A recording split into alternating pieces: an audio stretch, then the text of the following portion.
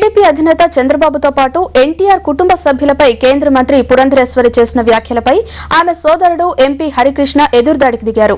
పెళ్లి చేసి ఓ అయ్య చేతిలో పెట్టాం కాబట్టి వాళ్ళెలా చెబితే అలా వినాల్సిందేనంటున్న హరికృష్ణతో మా ఢిల్లీ ప్రతినిధి ఫేస్ టు ఫేస్. హరికృష్ణ గారు, మీరు చాలా కాలం తర్వాత పార్టీ పదవి ఒకదాన్ని చేపడుతున్నారు. మీరు తిరిగి టీడీపీలో యాక్టివ్గా ఉండటం పట్ల మీరు ఏమనుకుంటున్నారు? ఏదైనా సరే మనం మళ్ళీ తిరిగి పార్టీని అధికారంలో తీసుకురావాలి. చంద్రబాబు గారిని సీఎం చేసి వారిని ఆ గద్దె మీద కూర్చోబెట్టి తద్వారా మన అన్నగారి ఆశయాలు తీసుకొచ్చి ప్రజలకు సేవ చేయాలి. అదే ముఖ్య కర్తవ్యం. ఎన్టీఆర్ ఆశయ సాధనకు ఎన్టీఆర్ కుటుంబ సభ్యులు అందరూ కలిసికట్టుగా పనిచేస్తారా? ఇప్పుడు ఆల్రెడీ ఒకటి రెండు కొందరు ఇంకో పార్టీలో కూడా వెళ్ళారు కదా. ఇప్పుడు నేను చెప్పేది ఏంటంటేనండి, నేను మా చిన్నమ్మ గారి విషయం వచ్చినప్పుడు నేను ఒకటే చెప్పా. ఆ రోజున ఆవిడ్ని ఒక అయ్య చేతిలో పెట్టాం, అయ్యతో పాటే ఆవిడ. కాబట్టి ఏంటంటే మాట వెళ్తే ఆ ప్రస్తావన ఇక్కడ అప్రస్తుతం నేను అనేది. ఇప్పుడు అది అనవసరం. వారు ఆల్రెడీ వేరే పార్టీలో ఉన్నారు. వారి గురించి మనం మాట్లాడి వాళ్ళని కించపరచడం ఇవన్నీ భావ్యం కాదు. నేను ముందే చెప్పాను, ఆ అమ్మని ఒక అయ్య చేతిలో ఇచ్చాం, అయ్యతో పాటే అమ్మ. అక్కడి వరకు.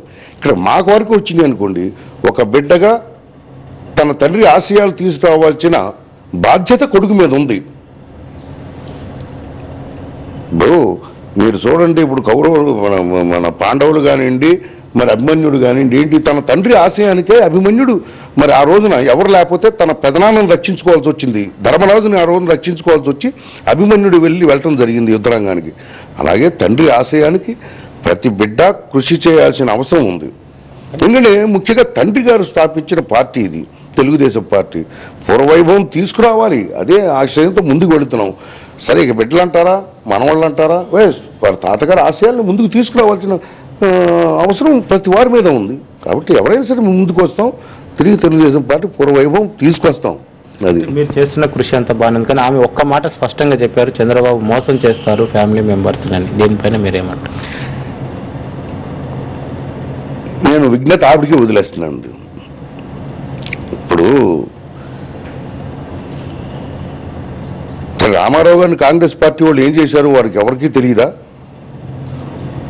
నేను ఆవిడికే వదిలేస్తున్నాను. బట్ ఏదైనా సరే మనం మంచిగా ముందుకు సాగాలి. మేము ఒక లక్ష్యంతో వెళ్తున్నాం. ఇప్పుడు మా నెత్తురులో మా ఒంట్లో పారే రక్తం, ప్రవహించే రక్తం నందమూరి వంశంది. నందమూరి తారక రామారావు గారి రక్తం.